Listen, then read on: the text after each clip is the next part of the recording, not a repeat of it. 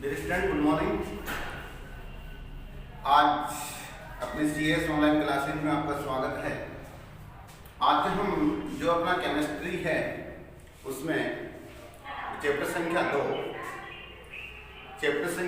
दो जिसका नाम है सॉल्यूशन, उसके बारे में हम चर्चा करेंगे। देखो, अभी तक जो अपना सिलेबस था उसमें अपने 4 चैप्टर हटा दिए गए। उस 4 चैप्टर हटाने के बाद में जो अपना ये चैप्टर है, ये पहले 3 मार्क का था, टोटल 3 नंबर के थे, लेकिन इस बार अब जो चैप्टर हटाने के बाद में इसी के मार्क बढ़ाकर 4 नंबर कर दिए गए। तो हम चैप्टर संख्या 2 की बात करेंगे। नाम इसका है विलियन बोलो या फिर हम बोलेंगे सॉल्यूशन। इस चैप्टर में से आज का जो इस समय वर्तमान का जो सिलेबस है उसके आधार पर इसमें से 4 अंक के सवाल पूछे जाएंगे। इसमें से 4 अंक के सवाल पूछे जाएंगे। अब इसमें से भी एक टॉपिक यानी 2 छोटे छोटे बिंदु हटा दिए गए। एक तो असामान्य मोलर द्रव्यमान वाला हटा दिया गया और एक क्वांटम पूर्णांक वाला हटा दिया गया। खैर, जो भी है, अपने को अब इस समय वर्तमान में जो भी अपना सिलेबस है उसके अकॉर्डिंग अध्ययन करना है। सबसे पहले आज हम चर्चा करेंगे कि general introduction of solution. Solution का इंट्रोडक्शन बात करेंगे, सॉल्यूशन के डेफिनेशन जानेंगे, सॉल्यूशन के अवयव हैं उनके बारे में चर्चा करेंगे, उनकी हम यानी सॉल्यूशन के क्लासिफिकेशन है उसकी चर्चा हम करेंगे। सबसे पहले हम बात करेंगे इंट्रोडक्शन।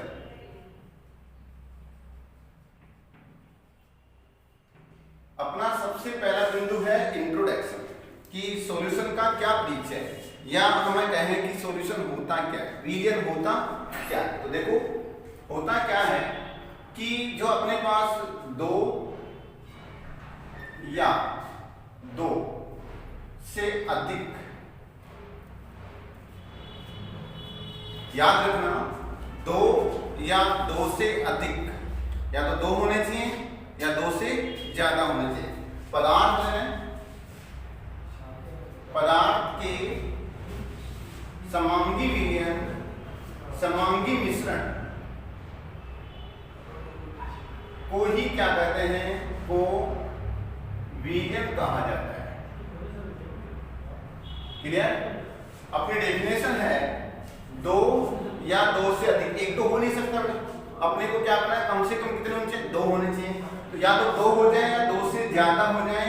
इस पदार्थों के समांगी मिश्रण, बात अपने पास आती है समांगी, मतलब सभी जो अवयव हैं उनका व्यवहार समान रहे। सभी का क्या है, जो मिश्रण में जो भी प्रेजेंट है, जो भी अवयव उनका व्यवहार क्या है, समान। फॉर एग्जाम्पल लेता हूं, जैसे हमने अपने घर की बात करें, अपने घर में हमने क्या है, पानी या नींबू पानी बनाया। क्या बना दिया, नींबू पानी। इसमें देखो, आपने क्या किया, बर्तन लिया, उसमें नींबू डाल दिया यानी पानी भर लिया। भरने के बाद में उसमें थोड़ा सा शर्करा या शुगर बोल देंगे या चीनी बोल देंगे, वो ऐड किया, प्लस में नींबू रस डाल दिया। ठीक है, डाल दिया। इसको बाद में आपने इसमें घोल लिया। अब जरा ये बताओ आप कि इसमें पूरा डालने के बाद इसमें घोल लिया, विलयन तैयार है। अब ऐसा तो नहीं कि ऊपर वाले विलयन का स्वाद हो अलग हो जाए, नीचे वाले विलयन का स्वाद अलग, या ऐसा कोई इसको अलग अलग गिलासों में हमने भर दिया। अगर अलग अलग गिलासों में डालेंगे तो ऐसा थोड़ी एक गिलास का स्वाद अच्छा रहेगा, एक का खराब रहेगा, नहीं ना। सभी का स्वाद क्या रहेगा, एक समान रहेगा। मतलब क्या हो गया, जो भी अवयव हमने डाले थे उनका सभी की क्या है, जो रासायनिक संगठन या ऐसा सभी का जो संगठन है वो एक समान हो गया। इसी को क्या बोलते हैं, समांगी कहा जाता है। यानी समांगी का अभिप्राय हो गया कि जो अपने अवयव हैं उनका जो संगठन है वो एक समान है। सभी अवयवों का संगठन क्या होना चाहिए, एक समान होना चाहिए। ठीक है, इसके बाद हम बात करेंगे उसी को क्या है, समांगी।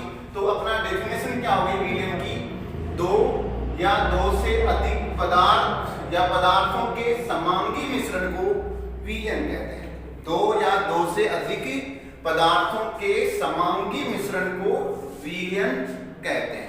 अब देखो, हम बात करें विलयन की डेफिनेशन अपने पास है। अब हम कहेंगे कि यदि मान लो हमारे इस विलयन में 2 अवयव हैं, अवयव क्या है, 2 हैं, कितने अवयव बेटा, 2 अवयव रहे तो इसको इसको क्या बोलेंगे? द्विअंगी विलयन। अगर अवयवों की संख्या 3 है, 3 अवयव रहे तो उसको बोलेंगे त्रिअंगी विलयन। इसको क्या बोलेंगे? त्रिअंगी विलयन। अगर अवयवों की संख्या 3 से ज्यादा, अवयवों की संख्या कितनी रहे? 3 से ज्यादा रहे तो उसको क्या बोलेंगे? बहुअंगी विलयन। बहुअंगी विलयन यानी उसमें 3 से ज्यादा अवयव प्रेजेंट हैं। 3 से ज्यादा अवयव प्रेजेंट होने के कारण उसे क्या बोलेंगे? बहुअंगी विलयन कहा जाएगा।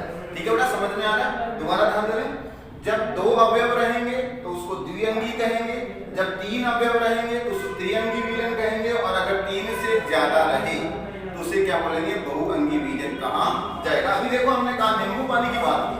नींबू पानी में हमने कहा शर्करा मिलाया, 1 अवयव, नींबू रस मिलाया 2 अवयव, पानी है 3 अवयव। तीनों से मिलाकर अपना जो रस या नींबू रस है वो तैयार हुआ, इसलिए ये कैसा विलयन हो जाएगा? त्रिअंगी विलयन हो जाएगा। कैसा हो जाएगा? त्रिअंगी विलयन हो जाएगा। ठीक है, इसी प्रकार से हम बात करें कि एक सामान्य विलयन है वो मुख्य रूप से उसके 2 घटक होते हैं। एक सामान्य विलयन के मुख्य रूप से 2 घटक होते हैं। वो 2 घटक कौन कौन से होते हैं? जरा ध्यान देना। हमारे पास एक घटक होता है, यानी एक घटक है विलय और दूसरा घटक है विलायक। यानी विलय मुख्य रूप से एक घटक तो क्या है? विलय, और दूसरा कौन सा है? विलायक।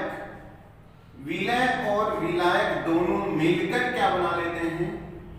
विलयन बना लेते हैं।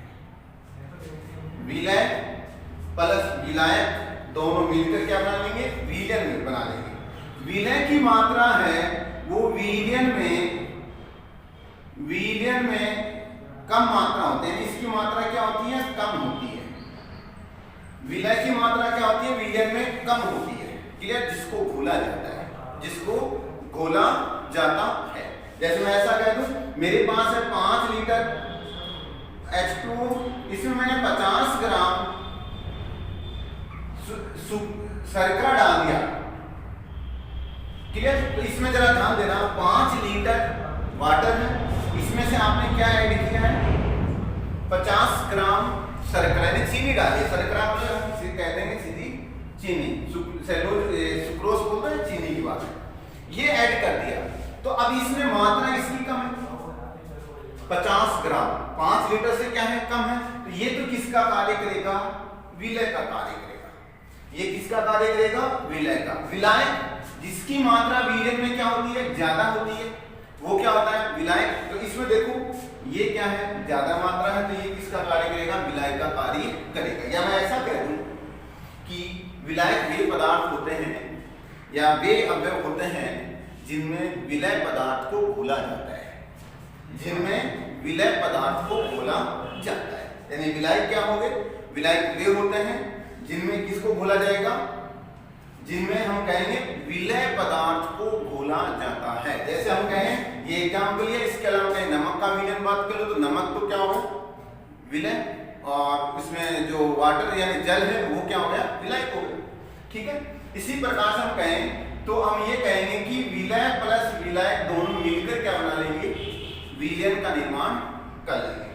विलय प्लस विलायक दोनों मिलकर क्या करेंगे? विलयन का निर्माण कर लेते हैं। अब विलयन कैसे है? समांगी प्रकृति का मतलब ये हो गया कि सभी घटक क्या होंगे? समान होंगे। अब हम बात करेंगे विलयन के क्या क्या गुण होने चाहिए। विलयन के मुख्य गुण कौन से हैं? कब उसको विलयन कहें? यानी जो हमने 2 पदार्थों का मिश्रण लिया समांगी, तो उसको विलयन किस कंडीशन में कहेंगे? कब वो विलयन बनेगा, कब उसको विलयन माने, वरना कब इसको विलयन नहीं माने। तो देखो, विलयन के लिए मुख्यतः गुण है, यानी विलयन के जो गुण हैं उनकी बात करेंगे। सबसे पहली बात, विलयन होता है वो सारा यानी समांगी का अर्थ हो गया एक ही अवयव के समान व्यवहार करता है। यानी विलयन के गुण बात करेंगे। विलयन के गुण क्या क्या गुण है विलयन के? तो विलयन के गुण में सबसे पहले हम बात करेंगे जो संपूर्ण विलयन है, यानी विलयन में जो उपस्थित विलय और विलायक सारे एक समान व्यवहार करेंगे।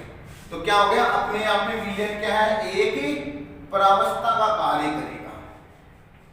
एक प्रावस्था होती है। विलयन क्या है? एक प्रावस्था होती है।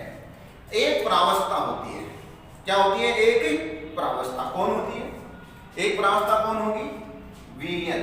विलयन अपने आप में क्या है? एक प्रावस्था है, जिसमें क्या है, जो पदार्थ है विलय और विलायक, उन सभी का संगठन क्या हो गया? एक समान ही होता है। सभी समान व्यवहार करेंगे, जैसा विलय करेगा वैसा विलायक, तो सारा क्या हो जाएगा? विलयन का एक समान व्यवहार होगा।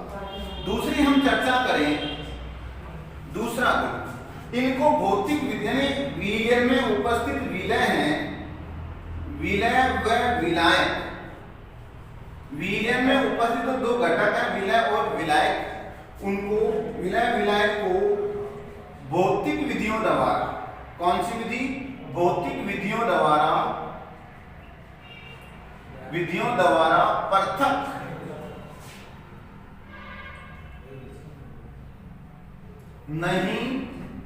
पृथक नहीं किया जा सकता है, किया जा सकता है। यानी भौतिक विधि कौन कौन सी बात हम करेंगे? भौतिक ऐसी यानी जिसमें रासायनिक अभिक्रिया ना, परिवर्तन नहीं होता हो, कोई उसकी चेंजेज यानी फिजिकल स्टेट चेंज ना हो, वो क्या? भौतिक परिवर्तन। जैसे भौतिक विधियां हैं, जैसे इसको हम कहें छानना, निखारना, छानना या निखारना, इन दोनों विधियों द्वारा विलय और विलायक को अलग अलग नहीं होना चाहिए। यानी अगर हम छान कर विलय और विलायक को अलग कर लेंगे तो विलयन नहीं है, वो क्या है? मिश्रण है, वो समांगी नहीं है, विषमांगी प्रकार का मिश्रण। निथारने का मतलब होता है उस विलयन को कुछ समय के लिए स्थिर छोड़ो। स्थिर छोड़ेंगे तो क्या होगा? विलय के कणों पर अगर गुरुत्वाकर्षण बल लग रहा है तो वो क्या है? पात्र के पेंदे में कलेक्ट या एकत्रित हो जाएंगे। जैसे मैं ऐसा कह दूं, मेरे पास आपसे पूछा जाए पानी प्लस मिट्टी, पानी प्लस मिट्टी, इन दोनों का मिश्रण, क्या ये विलयन है? क्या ये विलयन है? अपने पास सवाल आ गया, आपसे पूछा है कि पानी में आपने मिट्टी घोल दी, तो क्या ये विलयन बन गया? आपका उत्तर उनसे नहीं। क्यों नहीं है विलयन? ये एक मिश्रण हुआ है, विलयन नहीं हुआ। क्या है? मिश्रण है। वो भी किस प्रकार का? विषमांगी प्रकृति का है, विषमांगी प्रकार का मिश्रण है। कहने का अभिप्राय, पानी में आपने मिट्टी घोल दी, जब तक आप पानी को हिला रहे हो, घोल रहे हो, तब तक तो विलयन नजर आएगा। लेकिन आपने इन दोनों के मिश्रण को कुछ समय के लिए स्थिर छोड़ दिया, इन दोनों मिश्रणों को कुछ समय के लिए आपने स्थिर छोड़ दिया, तो क्या होगा? मिट्टी पात्र के पेंदे में रहेगी और पानी ऊपर रहेगा। यानी विलय और विलायक दोनों क्या हो जाएंगे? अलग अलग हो जाएंगे। इस विधि को बोलते हैं निखारना। तो निखारना विधि में भौतिक विधि द्वारा विलय और विलायक क्या हो जाते हैं? अलग अलग हो जाते हैं। विलय और विलायक अलग अलग होने के कारण इसको हम क्या कहेंगे? विलय नहीं कहेंगे, क्या कहेंगे? विलायक कहा, मिश्रण कहा जाएगा। ठीक है, तो पानी प्लस मिट्टी क्या है? मिश्रण है, ना कि विलयन है। अब जैसे इसकी जगह मैं ऐसा कहता हूं, पानी प्लस, इसमें मैं डाल देता हूं नमक की बात करें, नमक घोल लिया आपने पानी में, क्या उसको छान कर अलग कर सकते हैं? अपने घर का मैटर है, हम आराम से चाहो तो हम घर पे इसको प्रयोग करके देख सकते हैं। पानी में नमक घोल लो, नमक घोलने के बाद में उसको छानो, क्या छानने से नमक अलग हो गया? क्या छानने से नमक अलग हो जाएगा? तो आप उत्तर दोगे नहीं हुआ, छानने से नमक अलग नहीं हुआ। तो फिर कैसे हुआ? तो फिर कैसे होगा? तो हम उत्तर देंगे ये क्या है? भौतिक विधि द्वारा अलग नहीं होगा। क्या निखारने से हो जाएगा? कुछ समय तक उस विलयन को आप स्थायी छोड़ दो, स्थायी छोड़ने के बाद में आप देखो क्या वो नमक अलग हो गया? नहीं हुआ, तो हम इसको मिश्रण कहकर क्या बोलेंगे? विलयन कहा जाएगा। तो यानी ये भौतिक विधि द्वारा विलय और विलायक अलग अलग नहीं होते हैं, अलग अलग नहीं होते, इसलिए इसको क्या बोलेंगे? विलयन कहा जाएगा। क्या कहा जाएगा? विलयन। और अपने को पता है एक चीज कॉमन सी बात है, पानी और नमक के विलयन को ब्राइन विलयन कहा जाता है। क्या कहा जाता है? ब्राइन सॉल्यूशन कहा जाता है। इसका ही नाम है ब्राइन सॉल्यूशन, इसी का नाम है कि ब्राइन सॉल्यूशन ये है। ब्राइन सॉल्यूशन में क्या होता है? विलय तो होता है नमक और विलायक होता है पानी। ठीक है, ये अपने पास हो गई गुणों की बात करें। तीसरी बात करें कि विलय पदार्थों का जो विलय पदार्थ के कण है उनका आकार है वो बहुत कम 10⁻⁷ सेंटीमीटर से 10⁻⁸ सेंटीमीटर के मध्य होना चाहिए। इन दोनों का आकार क्या होना चाहिए विलय का? 10⁻⁷ सेंटीमीटर से 10⁻⁸ सेंटीमीटर तक क्या होना चाहिए? इन दोनों का आकार होना चाहिए। ठीक है, ये क्या है? विलयन के गुण। तो अभी तक हमने पढ़ा विलयन का जनरल इंट्रोडक्शन पढ़ा, परिभाषा पढ़ी, उसके बाद में हमने पढ़ा विलयन के गुण पढ़ लिए। अब हम बात करेंगे विलयन का वर्गीकरण, क्लासिफिकेशन ऑफ सॉल्यूशन। विलयन का वर्गीकरण की हम चर्चा करेंगे, यानी विलयन का वर्गीकरण क्या है उसकी बात करेंगे। तो विलयन का वर्गीकरण, आपको वर्गीकरण पढ़ना है। वर्गीकरण में सबसे पहले हम बात करेंगे, ए लगाकर हम पढ़ेंगे विलय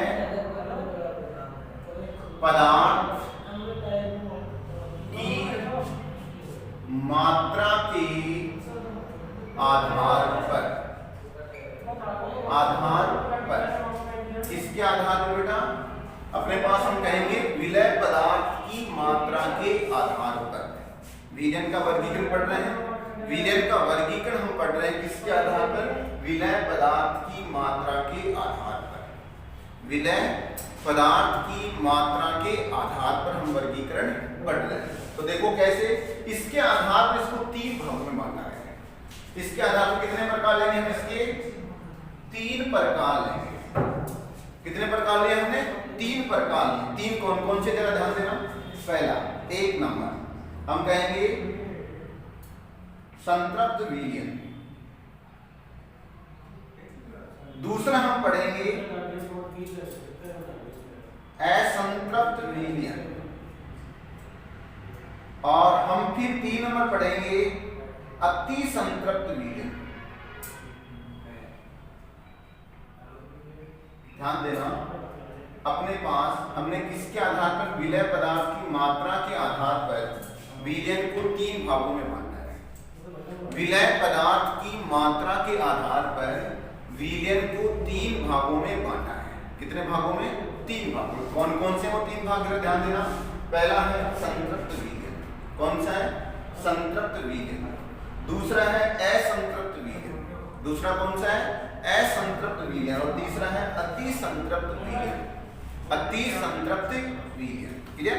अब हम एक एक का अध्ययन करेंगे तीनों का। पहले हम बात करेंगे संतृप्त विलयन का अध्ययन करेंगे कि संतृप्त विलयन किसे कहते हैं।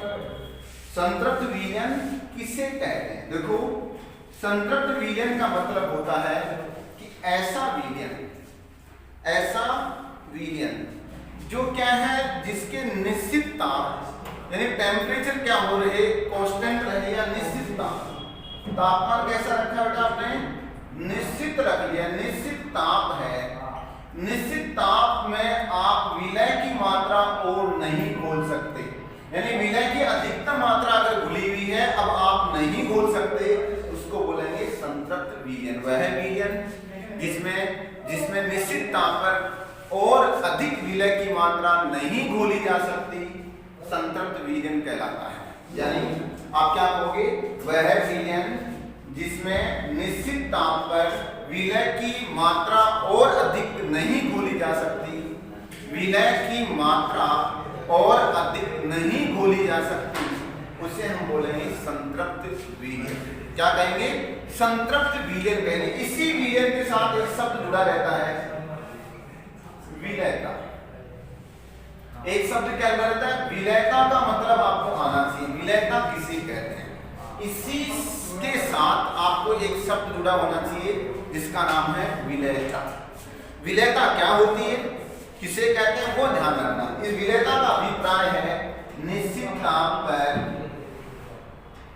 निश्चित ताप पर 100 ग्राम या 100 ml विलायक में 100 ml विलायक में घोले गए विलय पदार्थ की मात्रा। 100 ml विलायक में घोले गए विलय पदार्थ की मात्रा, यानी इतनी मात्रा लेनी है आपको कि जिसको 100 ग्राम में आप घोलो, निश्चित ताप पर जितना घुल जाए वो टोटल है अधिकतम कितनी घोल सकते हैं, वो उसकी क्या है, विलयता कहलाती है। और विलयता पर बना विलयन ही संतृप्त विलयन कहलाता है। यानी किसी भी विलयन की विलयता पर बना हुआ विलयन, विलयता के मान पर बना हुआ विलयन, उसका क्या कहलाता है, संतृप्त विलयन कहलाता है। क्या कहलाएगा, संतृप्त विलयन कहलाता है। ठीक है, इसके बाद में आगे बात करेंगे असंतृप्त विलयन। दूसरा अपने पास है असंतृप्त विलयन, यानी ऐसा विलयन, वह विलयन जिसमें विलय की और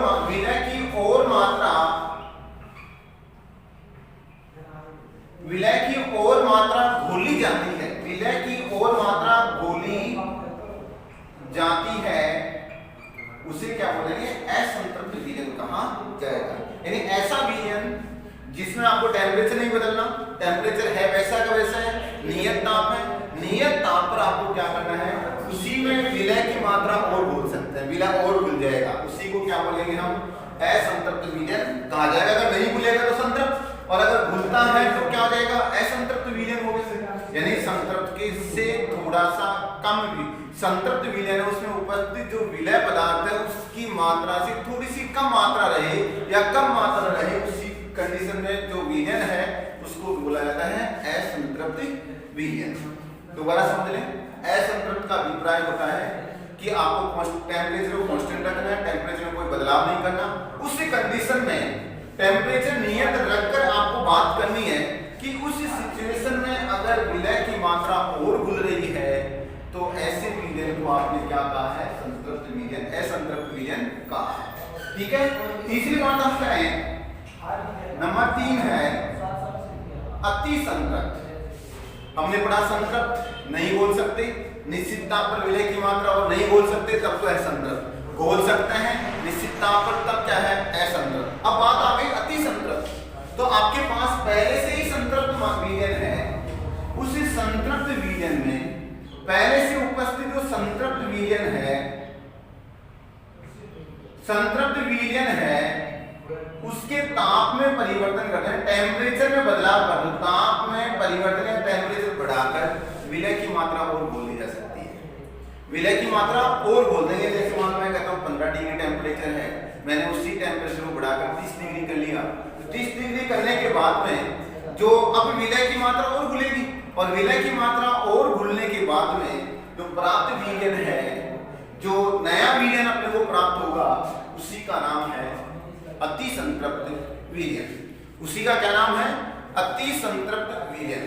क्या नाम है बेटा, अति संतृप्त। तो बेटा हमने जो जाना है वो पढ़ा है आज इस क्लास में, अपने आज की जो क्लास है उसमें ये पढ़ा है कि विलयन किसे कहते हैं, विलयन के घटक कौन कौन से हैं, अगर 2 अंग हैं तो द्विअंगी, इन 2 पदार्थ से मिलकर बना है तो द्विअंगी, 3 से मिलकर बना है तो त्रिअंगी, 4 से मिलकर बना है यानी 3 से ज्यादा है तो बहुअंगी विलयन है। फिर हमने पढ़ा विलयन के गुण, क्या पढ़े, विलयन के गुण पढ़े। उसके बाद में हमने पढ़ा विलयन का वर्गीकरण पढ़ा। विलयन का वर्गीकरण में पहला वर्गीकरण हमने देखा है जो है विलय की मात्रा के आधार पर, और विलय की मात्रा के आधार पर 3 भागों में इसको बांटा है। पहला संतृप्त विलयन, दूसरा असंतृप्त विलयन, तीसरा अति संतृप्त विलयन। तीनों प्रकार के विलयन हैं, उनको हमने जाना है अच्छी तरह से। ठीक है, इसके बाद में जो अगली क्लास है उसमें हम पढ़ेंगे विलयन है, उसमें जो विलय की अवस्था है उसके आधार पर उसका क्लासिफिकेशन हम अगली क्लास में पढ़ेंगे।